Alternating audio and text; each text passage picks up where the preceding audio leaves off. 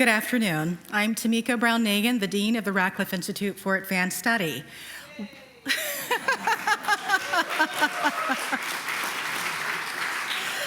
Very nice, thank you. Welcome to our annual Kim and Judy Davis Dean's Lecture in the Humanities. I'm grateful to Kim and Judy Davis for their generous support of Radcliffe's programming, and very glad to see Kim right there in the audience. Thank you, Kim and Judy, as ever, for all that you do for Radcliffe. Thank you as well to all the members of the Radcliffe Institute Leadership Society and to all our generous annual donors. Today's program features Joshua J., a globe-trotting professional magician. Now, some of you might be thinking, what's going on here? Why exactly is Radcliffe featuring a magician? Others may just be excited to see some magic. Well, the answer to why we're featuring a magician like Josh gets at key components of the Radcliffe Institute's mission. We're a cross-disciplinary laboratory of ideas where researchers and practitioners pursue projects at the forefront of their fields. We foster the conditions for productive dialogue and exploration across boundaries. And we're committed to sharing the work that happens here and to engaging our community and the broader public for the benefit of society. All of this makes communication central to our endeavor. Good communication, as we know, can yield new insights and build shared understanding. It's foundational to the exchange of ideas and to robust debate. And it turns out that magic, and this magician in particular, has much to teach us about how information is conveyed and perceived. Joshua J., in his performance-based lecture, will highlight how the art of magic can offer practical insights into the psychology of communication. Now, magic is not magical by happenstance. Rather, it's the skillful use of words, gestures, and subtle techniques like guiding attention and staging surprise that build wonder and hold our attention. Great magicians like Joshua know that communication, in the end, turns on what we perceive and what we understand. So, thinking anew and more creatively about communication is our overarching aim today. Some of you may recall our Davis lecture in the Humanities last fall when cartoonist and theorist of comics Scott McCloud illuminated aspects of visual communication. Well, today's lecture provides a similar opportunity to kick off our academic year considering not just what we communicate, but also how. Joshua J. is renowned as an innovative magician. He actually invents the awe-inspiring tricks he performs. Such creativity as a stage magician reflects and necessitates a keen interest in communication. Josh has an infectious appreciation for all things magic, and he frequently lectures on the history of magic and magicians. He also speaks and writes thoughtfully about the intersection of his vocation with math, with fiction writing, and so much more. A prolific writer, Josh is the author of best-selling magic books for children and adults. He also spent a decade writing a monthly column for Magic magazine. Now, Josh first became fascinated with magic as a child when his father showed him a card trick but wouldn't explain how it worked. In Josh's words, quote, "I was so amazed, so bewildered that I went into my room and I made charts, piles of playing cards, diagrams, and eventually figured it out." Josh grew up in Canton, Ohio. Without access to a bustling magic scene, he taught himself the foundations of magic. At age 17, Josh used tricks he designed himself to win a world championship in close-up magic, a high-intensity format where magicians perform within about 10 feet of spectators. Fast forward to last year, the Society of American Magicians recognized Josh with its highest honor, acknowledging both his well-honed craft and his willingness to share his skills with others. Now, Josh is currently focused on a unique, immersive one-man show in New York City called 6 Impossible Things. This, like much of his recent work, pushes the boundaries of what audiences experience in a magic show. Rather than focusing solely on astonishment and humor, Josh asks, quote, "What about everything else? Is it possible to feel fear in a magic show? Love, utter shock, being uncomfortable? Well, I guess we'll find out." Please join me in warmly welcoming Joshua J. to the stage. Thank you. Good evening. Good afternoon. Wow. Thank you. Oh, man.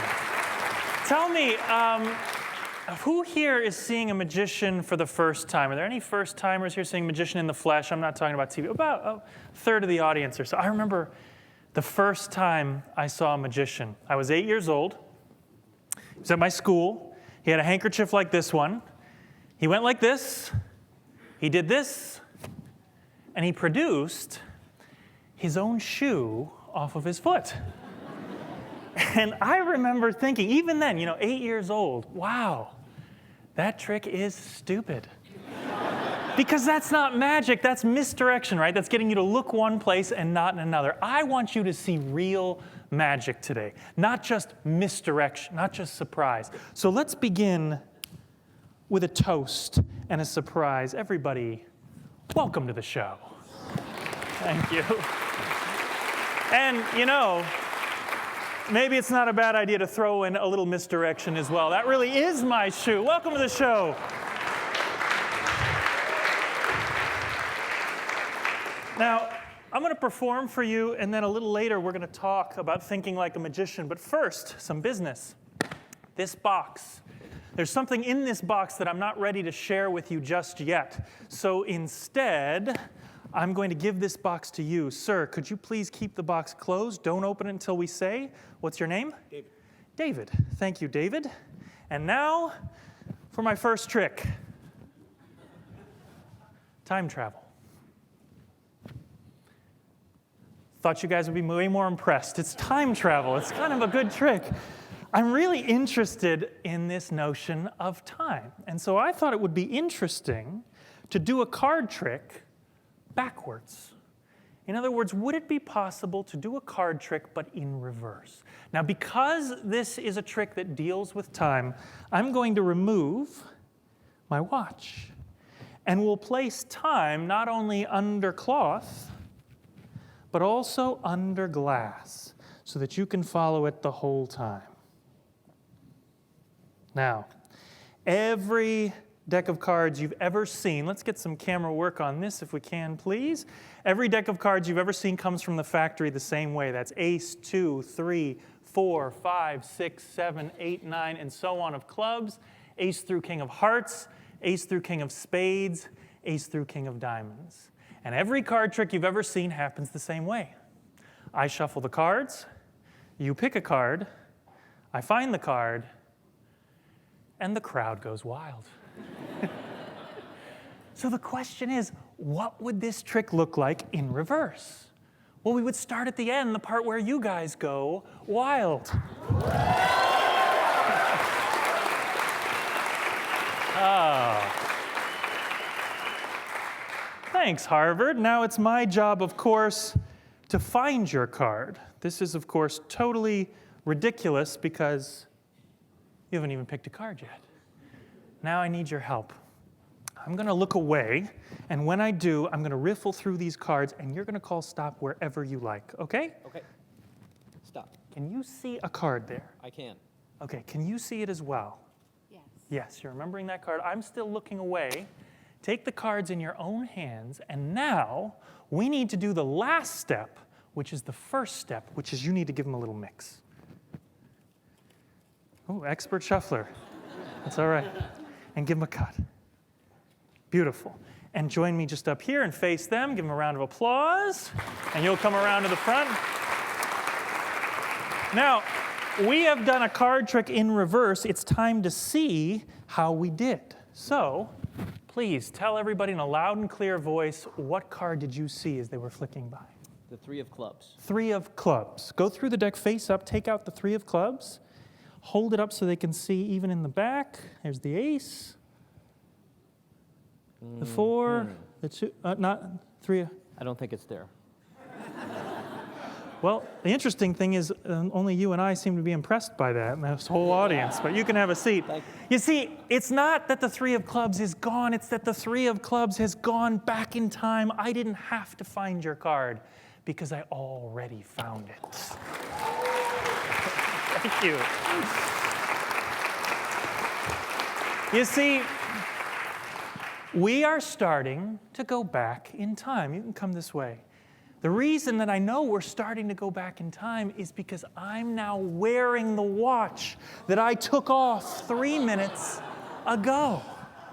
But in order to go all the way back, we would have to unshuffle these cards. Now, you watched the gentleman shuffle these cards, reds and blacks and hearts and clubs, all different directions. If we were to unshuffle this deck of cards, it would look a little something like this. You see, now every card in this deck has jumped back. There's the ace, the 2, the 3, the 4, the 5, the 6, all the clubs, all the hearts, all the spades, all the diamonds.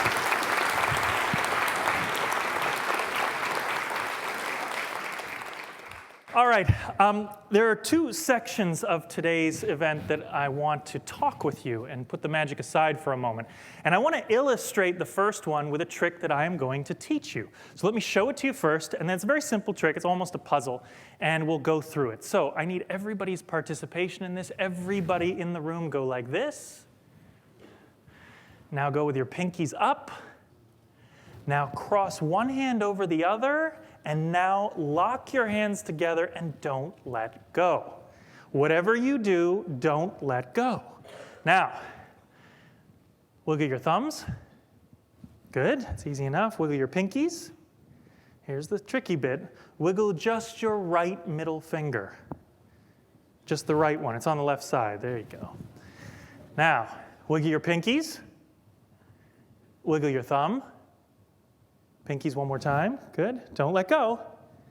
Do not let go. And here's the rub. Here we go. On the count of 3, do this. 1, 2, 3.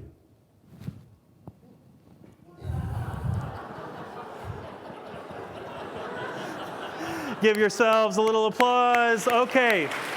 So, I didn't just fool you. You fooled yourself. I used a principle that you've heard of, but you probably don't know intimately, which is misdirection. This is the magician's biggest tool, misdirection. Now, most of you will have heard that term, but you may not be familiar intimately with what it means. And I'm going to tell you. There are 2 kinds of misdirection that magicians consider. There's physical misdirection and mental misdirection. Physical misdirection would be actually distracting your eyes with something else. This is a big explosion. This could be a loud noise. This could be a scantily clad assistant walking across the stage. There are many ways to get your eyes to look somewhere else, and more importantly, look away from what we don't want you to see. That's physical misdirection. But a more interesting to me kind of misdirection is mental misdirection. And that's where I distract your mind so that you don't perceive what I'm doing. And I use the word perceive because what's so fascinating about mental misdirection is you will often see the move. You will see the secret technique. And I promise you, all 500 of you did see the technique that I just did, but none of you perceived it because you were mentally misdirected. Now, this trick uses both mental and physical misdirection, and you will catch me this next time because I'll point it out to you, but we are going to do it one more time. So, you ready to learn this? Hold your fingers out like this. Remember I did this? Then I said pinkies up. Then I said cross one hand over the other. And then I said lock your hands together and don't let go. and I hope you didn't. Now, this gets into some rudimentary neuroscience here. If you've read Thinking Fast and Slow, you know that there are two systems, Systems 1 and System 2. System 1 is breathing, blinking. You don't have to think about it. So I'm going to exercise System 1 for you and then switch you over to System 2 and make you think. So the first one's easy. I say, wiggle your pinkies, and you didn't even have to look down to do it. You wiggle your pinkies. Then I said, wiggle your thumbs. Again, you know where your thumbs are. You know how to do that. No problem. But then I said, now wiggle your right middle finger. And all of a sudden, this isn't rocket science, but it's just tough enough, it's just difficult enough that you had to give it a little thought. System 2 had to come assist you. And when I say wiggle your right middle finger, I pinpoint one unfortunate soul, it was you today, and I say, no, on the right side, it's on the left side, it's the right one. There you go. And I came out, and when I went back in a different way. Now, as soon as I do that, I begin with scripting. And this is important. This is an equally important point.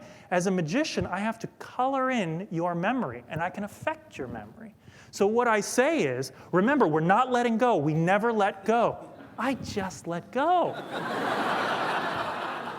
So now we let System 1 back in. Wiggle those pinkies one more time. Wiggle the thumbs. Wiggle the pinkies. I'm putting time displacement, we call it. I put time between the secret move and what I'm doing.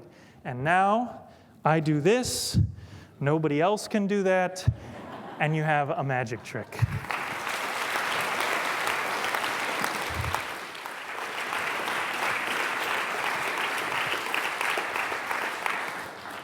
Ethan, how's the single life treating you? A little weird. Ethan, do you want to take it or break it? I think I need my ring back, so I can break it.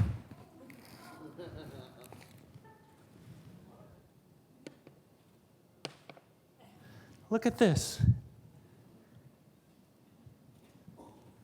2 M&Ms. Ethan, this isn't your ring, but if you take these back to your wife, I'm sure she will understand. Of course, it does beg the question. If the M&Ms are here, what's where the M&Ms should be?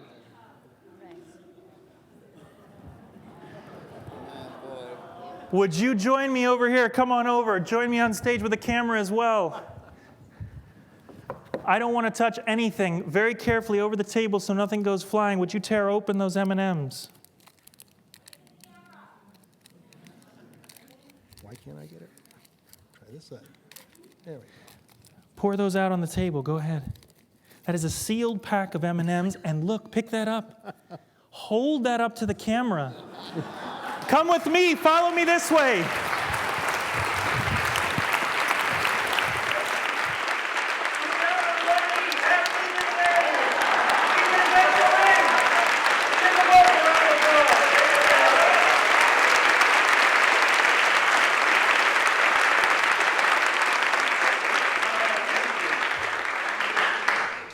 All right, I have been thinking a lot about what to say on the topic of the way magicians think and about sharing with you, as they asked me to do, my process. And so to kick off this part of our conversation, I'm going to perform another trick, and then I'm going to show you how it works, not to expose, and we will talk about the difference of when and when not to expose, but because I want you to understand my process. So this is an original piece, and you'll be able to perform this if you teach or if you do presentations. So, a tape measure. Hi. Nice to meet you.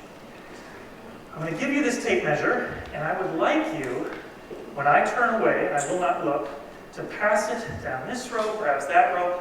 Keep passing it while I look away. I will call stop, and whoever has the tape measure, I will use that person, and then we're sure it's a totally random person. So let's just go this way so they can keep it in frame. Pass, pass, pass, pass, pass. Keep passing, keep passing, keep passing, and stop. Hi. It's a very easy trick. You can stay right where you are. Here's my question for you. Do you know how tall you are to the inch? How tall are you? 5'11". This is not just a tape measure. This is a prediction. Hold on to it. Maybe you can film this as well. I want you to see that on this tape measure, all the heights are as they should be, but there is just one height, and that height at exactly 5'11". Can you see that there is an X on 5'11"? That's 6 feet, that's 5'11", and that's a perfectly predicted height from somebody chose.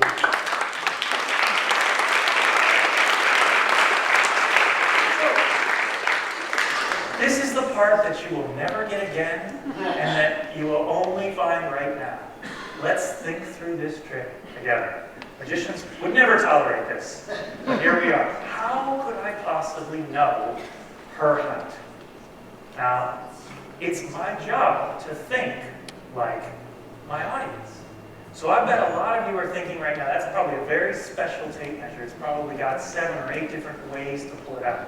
But if this were a real show, I could give this away or have her look at it. It is a real tape measure from the hardware store. And maybe some of you are thinking, I got it, the engineers in the group. It's a sliding X. It slides down to the right height. But you'll remember, with the camera, we got very, very close, and she could see that really was written right there. Maybe some of you are being analytical, being meta about the whole thing. You're thinking, I know how you did that. I know exactly how you did that. The whole left side of the audience is his family. And you'd be right. We have a saying in magic that if you can get people asking the wrong questions, they will never find the right answers. And as long as you're asking those kinds of questions, you will never discover the secret to this trick. It's my trick called heightened senses. Now let's take a pause. How is it that I'm allowed to stand before you and expose a magic trick, right? Isn't that against the magician's code? Isn't that completely what magicians don't stand for? So let's unpack this, and then I'm going to tell you how this works. The answer is yes and no. We make a distinction in magic between exposure and teaching. If I went on the Tonight Show, and for my next appearance I said, I'm going to do a trick and I'm going to tell you how it works, that's exposure. The people watching didn't ask to see me. But all of you who came here today knew you were coming to see a talk on thinking like a magician. This is supposed to be about me giving you a peek behind the curtain at what I do. So I believe this is a teaching moment. Secondly, and much more fascinatingly, the ethics of magic are very specific. And it's so cool to get to talk about this on stage here at Harvard, because it was a paper released about 25 years ago at Harvard where they studied my craft, my community of magicians, because we are one of the few self-policing industries. You can't intellectually, you can't copyright intellectual property with a magic trick. You just can't. It's too difficult. The only person who successfully sued to protect a magic trick was Teller, Penn and Teller. And he spent a fortune doing it and won on a technicality. But let's just say, blanket statement, you really can't protect magic in terms of IP. So how come there isn't more theft in magic? It does occur, but not very regularly. And the reason is because we are self-policed, and that's what Harvard found so fascinating. In other words, there is nothing stopping you from stealing my opening trick, the next trick, or tricks with numbers. I mean, please don't, but you know, it's always you today. But what stops him is that if he were to steal my tricks, he would get kicked out of the local Boston Magic Club. He would get kicked out of the national organizations and censured. He would be unwelcome with local agents who give him his work, and no magicians would feed him work, which is critical to making a living, because he'd be seen as a thief or somebody who steals material. And that encourages us to all develop our own things. So, the good news for us today is, this is my trick. I invented this trick. I came up with the effect in my head, I figured out a way to do it, and so it is mine to share with you. It is up to me, and I'm choosing to share it for the first time ever with you guys here. So, let's come back to this. As long as you're asking those questions, you will never happen upon the right answer, because you're focused on this and on her. And the real secret to this trick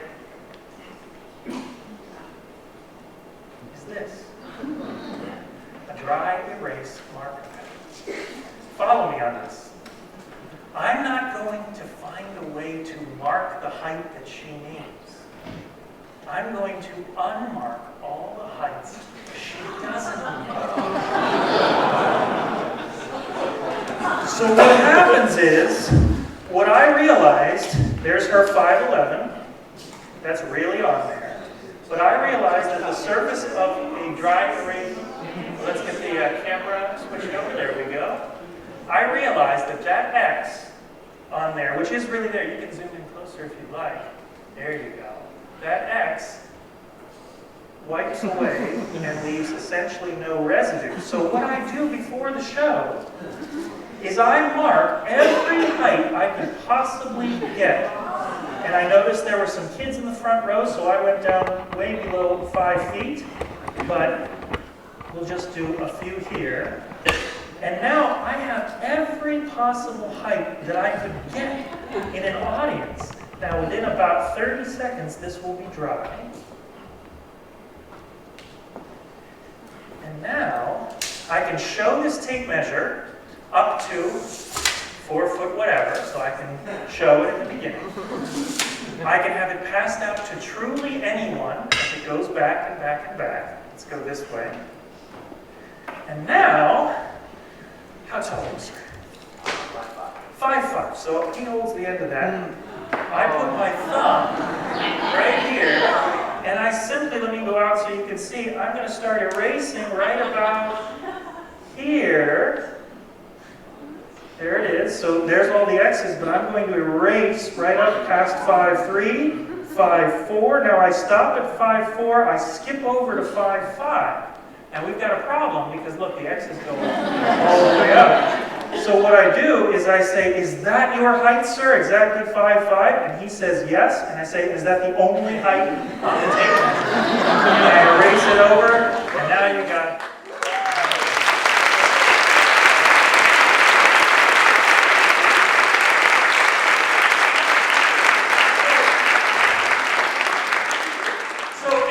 About that process, which you now just got to see of how I try to come up with these tricks, I've tried to codify my approach to creating magic and performing magic into 5 steps. Thinking like a magician in 5 steps. And here they are. Number 1, and by the way, this is not only if you're a teacher, but if you're a student giving presentations or in any way trying to communicate something with a hint of astonishment, with a hint of surprise, more of those things. Number 1, start in the action. All great magic starts in the action, and it isn't just magic. Great films, great books, great plays, they put you right into a plugged-into position watching the action. You notice I didn't start this talk by coming to the lectern and saying, these are the things I'm going to talk about, these are the things we'll go over, and at the end I'll take questions. Within 30 seconds, I produced a champagne bottle and my shoe. Right? We were off and running, and you can look at that on a micro level too, even in the tape measure trick, heightened senses. I didn't say, ladies and gentlemen, we're going to do a trick with a tape. Here's a tape measure. Start with you. Pass, pass, pass. I won't look. It's action. It's interesting. I have many favorite teachers, but the one thing when I think back to what they all have in common is they always started in the action. They were always doing something that grabbed our attention right off the bat. And while I can't give you a specific number, I will anyway. And I'll say 6 minutes. 6 minutes. You'll notice there's not a piece in my show that goes over 6 minutes, and every 6 minutes or less, oftentimes less, I have some kind of a payoff. I have some kind of a climax. Something interesting is resolved, and we're on to the next thing. That's how to keep it action-packed. Number 2, surprise. Now this sounds obvious, but it isn't. I was part of the first and only study, scientific study, on the public for the benefit of magicians. In the past, I've worked with neuroscientists to show what we as magicians can show the scientific community about perception, about attention, but that helps them. That doesn't really help us deliver better magic. I wanted to conduct a study to get data to help magicians improve performing for you. So we asked 1,000 people, what's your favorite part of a magic show? And it's not from a series of choices. We had them write in or say to a camera what their favorite part is. And I thought for sure it would be The astonishment. I just love watching magic. I love the mystery of it. I thought maybe they would say, oh, I feel like a kid again when I watch magic. These things tested very small. I thought maybe it would be the comedy. There's a lot of good comedy magicians. People like to laugh. Didn't even move the needle. I thought maybe it would be trying to figure the tricks out. That makes magic fun for a lot of people. Those people annoy me, but they're there. But that wasn't it either. By far and away, the largest response was that people like surprise best. They want to be surprised. And this isn't specific to magic. This is for anything. We love surprise. And I had to rethink and evaluate my whole show in terms of surprise, in terms of working in surprise. That's why I produce a bottle out of nowhere, and then a shoe right off my foot. And I have surprise coming out. That's why when you're expecting a number, you get candy or whatever he thinks of in the box. Now my show is full of surprises because that's what people are expecting. Surprise in an expected way. Number 3, think like your audience. This is so applicable whether you're teaching or presenting. I try to think like my audience. You saw that in the tape measure trick, right? I'm thinking like you. I'm thinking of all the ways you think that trick could be done and making sure I don't use any of those. Now, I told you before, if you're asking the wrong questions, you're never going to find the right answers. You can identify what people are thinking and then turn it on its head. That's why I approach that method backwards. We have another expression that's so valuable to us. The magic doesn't happen in the magician's hands. It happens in the spectator's minds. Now that's so true, and it's not just true of magic. Think about it. When you're teaching a class, if you teach, your lesson doesn't happen on the blackboard at the front of the room. It happens in the minds of your students. If you're trying to communicate something, it's all about what you put in their heads. Now look, I've done a lot of material for you. I have more yet to do, but one thing I know for certain is this. What you think you were seeing, you didn't see. You think a watch went back on my wrist. You think the card vanished from the deck that he shuffled. That's not what really happened. That's what I made you think happened because I'm thinking like you. I'm trying to get to a point where I can predict how you'll think and the pattern of your thinking, and I can disrupt it, I can enhance it. So how can you do that in your presentations? Well, I'm going to tell you. I already told you. Number 1, start in the action. That's a really big step. Number 2, incorporate surprise into what you do. That helps add it in. And the last thing on this topic is number 4. And this is the one that everybody misses, and this is the obvious point. When I have magic students, I impart this always. Show effort and enthusiasm. This should be obvious, and yet it's not. You know, for years and years in my craft, the ultimate goal was to make everything you did look easy. You know what I'm talking about? The magician in the tux, one hand behind the back, producing the cards while he looks away, smoking a cigarette, right? But there's a problem with that approach. If you make it look easy, a lot of people think it's easy. I mean, when I think about the great teachers I've had, the great artistic experiences I've been through, they're all great for different reasons, but the commonality is the artist is showing effort and enthusiasm. They care. I mean, the best compliment that I can get, the thing that makes me feel best after a show is people going, "You're really having a good time up there. You care, don't you?" I do care. I love what I do. And I try to show that. And man, we all know, we've all had bad teachers, and it's easy to pinpoint a bad teacher because they look like they're on autopilot. It's, you know, it's teaching year 22, and it's just take the papers, turn your homework in and leave me alone. But effort and enthusiasm goes a long way. You know, I'm going to end my show tonight, this afternoon, with my world record routine. And this has a huge risk of failure in it. It does not go how I want it to go a lot of the time. It's hard. It's hard mentally and it's hard physically. But I have to put it at the end because it's the thing that shows the most effort. It's the thing people respond to most. Which brings us to the last thing, number 5, my last point before we finish off the show and start taking some questions. Yes? What's that? Number 3 is think like an audience. Think like your audience. She's taking notes beside you. She got it. Just get them after class. You guys are really trying to check the work of a magician? Really? Is that happening right now? Okay, again from the top, number 5, because I have covered 4 things. Number 5 is the unifying theory of everything I do. It's all encapsulated here, and that is find the narrative. You know, as I travel the world, I'm on the road 300 days a year. I just got back from a tour of the UK. When I see other performers, other performing arts, I realize how much we are all just storytellers. We're specific kinds of storytellers, and you are storytellers too. It doesn't matter what you do. It doesn't matter if you're an engineer or a teacher, you're a storyteller. That's what you are. And you have to be able to find the narrative. And the best people in whatever their fields are, they find the narrative. So, for example, take a magic trick. Magic trick is like a story. It has a beginning, a middle, and an end. It has conflict and resolution, even if it's to music, if it's silent. Maybe I tear up a newspaper and restore it. There's conflict and there's resolution. There's tension and there's a conclusion. You have to find the narrative in what you do. It should never be a bulleted list of points. It should never be just talking in a linear way. While he's doing that, I will tell you about the worst day of my life. 9 years ago, I had the idea that I wanted to set the Guinness World Record for card tricks, which is not as dorky as it sounds.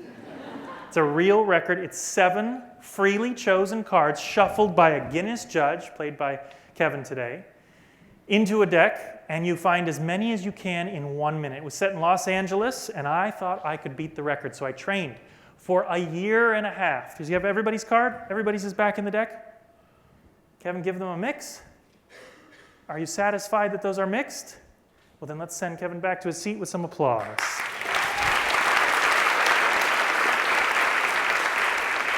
So, I came up with a way that I thought I might be able to beat this record. I trained for a year and a half, and 1 week before I was to go out to Los Angeles, let's get the camera back on.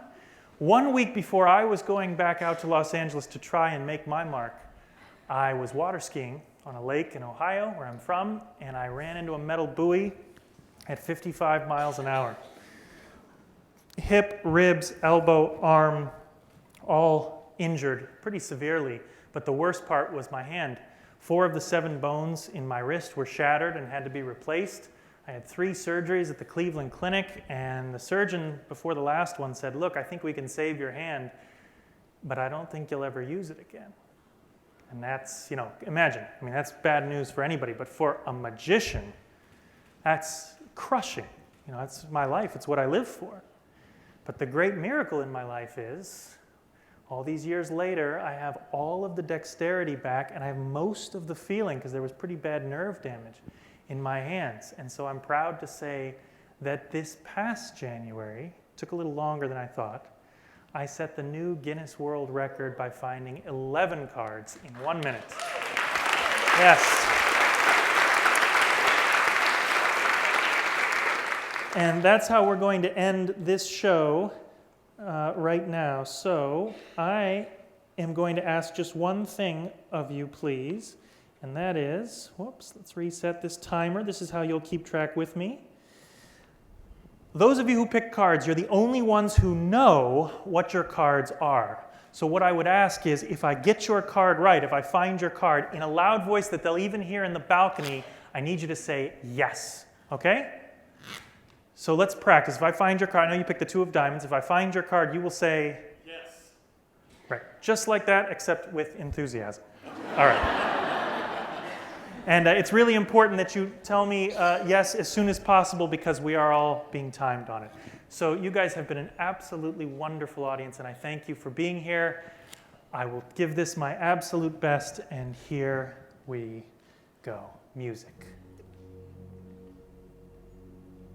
Okay, that's 18th from the top, your 2 of diamonds. Yes.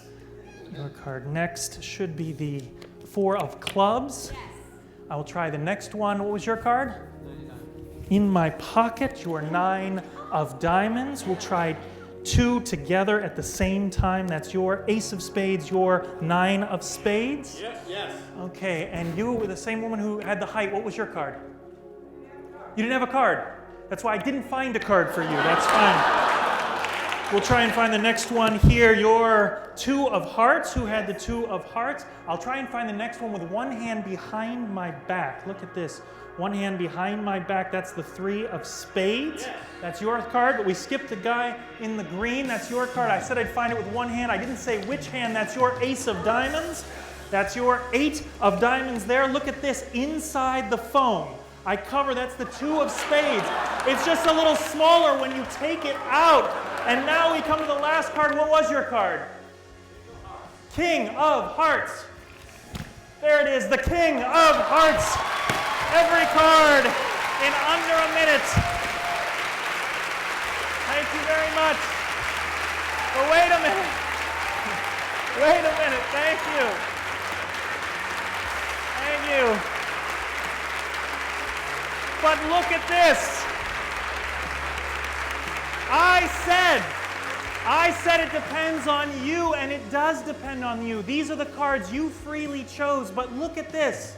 You chose a 2 of diamonds. Our number today is a 2, then a 4, then a 9, then a 1, then a 9, then the 0. Thank you for not picking a card. Then the 2, the 1, the 3, the 8. That really is the end of the show. Thank you guys very much.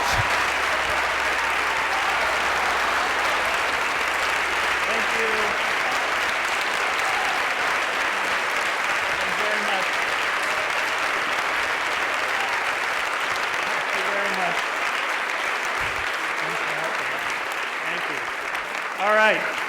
Well, that's where we normally end, but we have a little bit of time for a Q&A. So, while they put the microphone up, this is the part where we can chat about magic and anything that I can help you with. So please, yeah, I think there's a microphone there that they want you to use. Yes, hi.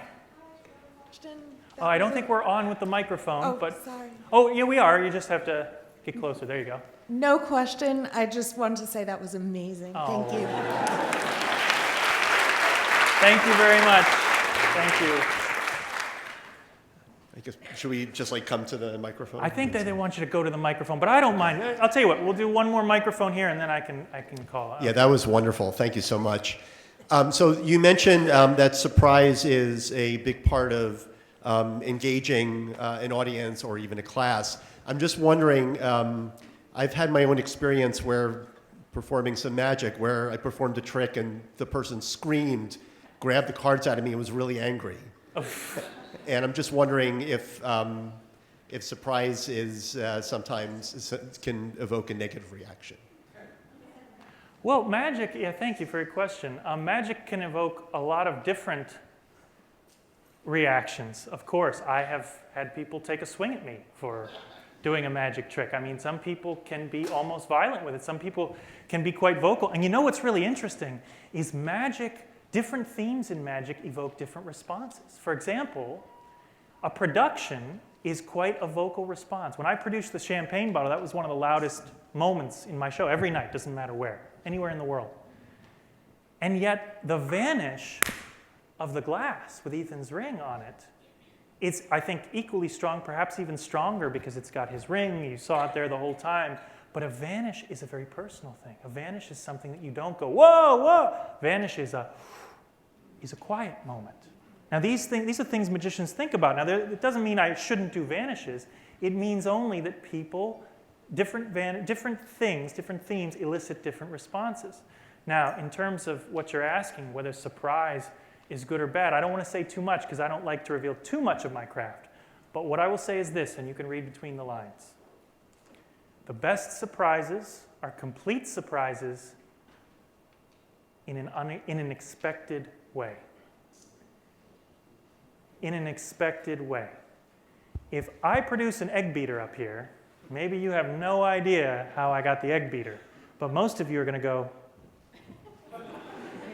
why is he producing an egg beater? I don't get it.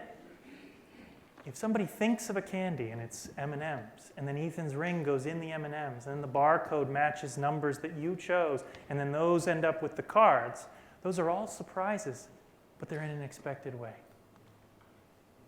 Yeah, next question? Okay. We'll do the next question to music. It's fine. We've got somebody in the back. Yes? Yes.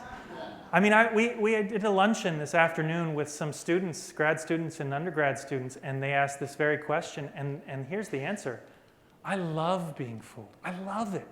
I mean, it also really annoys me, but in a great way. But here's the sort of cliche analogy, but it is the most succinct way to put this. I view magic like a doorway. And then when I was a kid, as she mentioned when she introduced me, walking through that doorway and experiencing astonishment, experience magic, was the greatest feeling. I knew that's what I wanted to do with my life. But as you get better, as you spend more time with it, I find that that door for me is closing. It's harder for me to experience this thing that I give, hopefully, to all of you. And so it's this tragic thing where I can show you all that door, and I hope that my work in some ways allows you to walk through that door, but it's a door that I'm finding harder and harder to walk through myself. And that's sort of the penance I pay for being a magician. Yeah. Okay, next question. Yes, you got the mic? You talk about thinking like your audience. Are audiences different? And how do you think about this audience, for example? Yes, she asked, when I think about my audiences, are some audiences different? And I think she means almost culturally, different countries, that sort of thing. I think that's what I take your question to be. And how was this audience? This audience was lovely. I gave a few of you a hard time, and you were weird, but you were great. The answer is magic. You know, here's another tragic thing, and I'm sure that any of the people in the arts here that teach in any of the arts would agree with me on this. There's a really sad thing going on. My first tour that I left the country for, I was 18. I went to, I think, 30 different countries, Australia, Japan. And magic does look different depending on where you are. I mean, for example, magic in Japan is one of my favorite places. Whereas in Western magic, it's all about us. The magic you've seen is mostly about, look at me, look at the things I'm going to do, I'm going to read your mind, I'm going to do this card trick, I'm going to look in your eyes and tell you your card. Me, I, you. In Japan, it's very topological. Let's look at this together. Look at this thing and what it does. Beautiful things. It's really lovely sleight of hand, but much less about ego. And it's really beautiful. In Argentina, tango plays a role in the magic. In France, just as you'd expect, magic is very fluid and flashy and French. It's wonderful. But that was before the internet really grabbed hold of everybody in our phones. And it was because in those times, magicians in China looked to their predecessors for inspiration. The magicians in Japan learned from great Japanese masters. Now, because of the internet, everybody sees the same tricks. It's become homogenized. It's become so globalized and plain Jane that when I go to Russia, I shared the stage with a guy doing half of my tricks because he'd seen me online do that. And so that's the sad thing. Next question. Yes? When you started out in magic, I'll repeat the question. Yeah? how many, when you became serious about it, thank you. When you started out in magic, when you were younger, when you became serious, how many hours a day did you practice? Did you have a routine daily that you made sure you repeated? That's a great question. The answer is, and I'm not exaggerating, people who know me know I'm not exaggerating, I practice still all the time. I mean, while I had 30 minutes to kill in my dressing room before coming up here, I was practicing. Last night on the flight in, I was practicing. And I tell young magicians who ask me for advice, maybe it'll work for you if you say between the hours of 5 and 8 every day you practice, but you have to want it. You have to love it. I mean, I feel unwell if I don't have a deck of cards in my hand for a majority of the day. I mean, this is even stretching it now. But it's not something that feels like work. I don't think, it's time to practice. I can't wait to get a deck of cards in my hand. And that's how you stay sharp. If I were to skip a week or two of my regime, this trick would be a mess, this last one. There'd be no chance. Yes? I was really interested in what you had to say about the narrative and adding a narrative, and I'm wondering, as this door is closing for you in terms of being able to figure out the magic, who are you most inspired by in the magic world in terms of them adding meaning to the magic through a narrative? Interesting. You know, like so many other fields, the magicians I'll name, and I will name some, are not people you've heard of. They're not the most famous magicians in the world. The guys and girls that really motivate me are people who are doing it in an artistic way, who maybe don't have their own Netflix special, but they're just doing beautiful work. Tina Leonard, Guy Hollingworth, Juan Tamarez. You Google these people, you're in for a real treat. These are people who do beautiful aesthetic magic, but they also have depth. You know, I'm a judge at FISM, which is the sort of magic Olympics. And so I'm forced to look at delegates from all the countries every 3 years when we have it, and look at all these wonderful acts. All of them are championship acts because they've won to get on the stage. And I'm forced to evaluate them all and pick which ones of the greats are the greatest. And a lot of that comes down to the depth you're talking about. It's great sleight of hand, that's fine. You were really funny, bonus points. Your sleight of hand was clean, but there's depth to this act. There's not depth to that act. I can watch this act 10 times and it gets better and deeper every time. Here, I can't. Yeah. Let's maybe do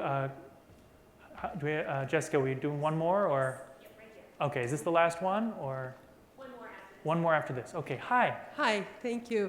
I was wondering if you might teach us something, one more thing, which is whether the Five of Hearts that you showed us earlier in the show in the glass had anything to do with the Five of Hearts that came up later, in your later trick. Like, was there any connection psychologically or planned or physically or whatever, if you want to share anything. Thank you.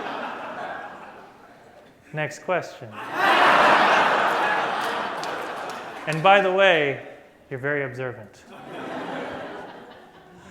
I'm wondering, have you met people who can truly read other people's minds? Would you define the word truly? Yeah. Are there people who are clairvoyant? Can they read people's minds? Or is it magic? That's actually a great question for us to end on. It was asked in a different form earlier today at the luncheon. A theology student asked a great question where she said, how did she phrase it? I think it was just how does your work mesh with people's belief systems? So there's a little bit to unpack here. Let me try. And by the way, I should have mentioned at the top, these are my opinions, of course. You know, you might get a totally different answer from another magician or a colleague of mine, which is fine. That's what makes this fun. So it's just my opinion. I can answer your question. There is no real mind reading. It is showmanship. It is entertainment. Anybody who does mind reading and tells you it's real is ripping you off. Those people are shopping at the same magic shops we do. They are going to the same places we do, but instead of saying, hey, like I do on this stage, this is for fun, I know what candy you're thinking of, I know the numbers, they're saying, wasn't that amazing, that bent spoon? Now, why don't you give me money and I'll find your kidnapped daughter? That happens. And that's a real ethical problem.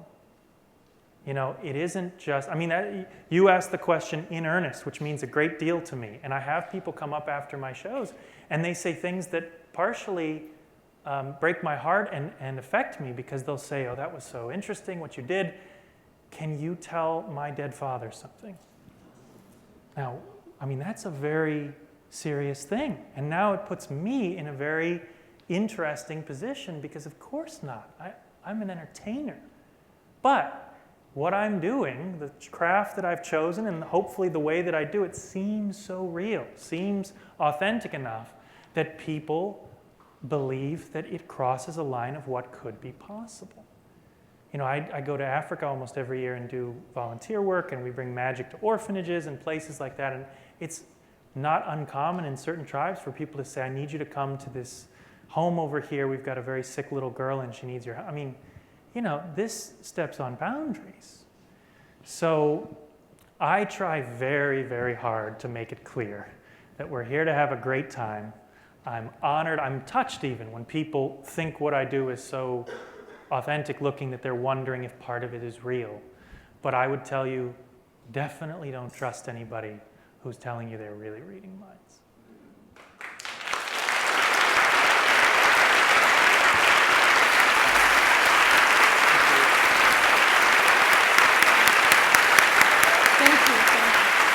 Thank you so much. Nice to meet you. Thank you. That was wonderful. And